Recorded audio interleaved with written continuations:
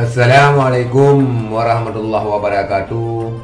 Rekan-rekan, sahabat-sahabat dan saudara-saudara sekalian, 3 periode pejuang Aceh Merdeka menguasai di PRA, yaitu periode 2009-2014, 2014 dan 2014 sampai dengan 2019, serta 2019 sampai dengan 2024.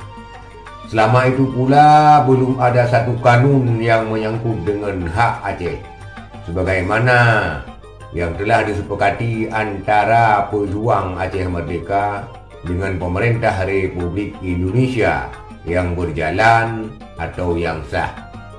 Artinya tidak satu pun kanun yang berjalan atau yang sah, sebagaimana diutarakan oleh Nektu ataupun dengan nama Ridwan Abu Bakar di hadapan Wakil Wali Nangrau ataupun di hadapan Waliyatul Ahdi Muzakir Manah yang hadir di PRA pada tanggal 5 Januari 2022 beberapa hari yang lalu.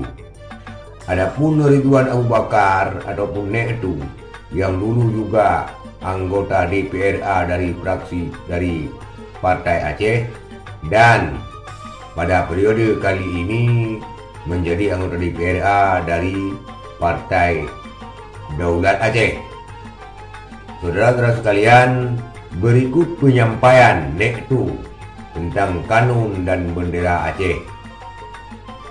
Uronyo ke Pak Mendagri, uronyo apabila ukelam yang tanpa hana disetujui sehingga kanun dan nyo hana yang tak tam bopi. Nyo ya pegawai pertimbangan kiban harus ubah ataupun hana ada ubah jika konsultasi nyo putar harus datang mikir dan nyo supaya kanun yang ada pegang nyo besar.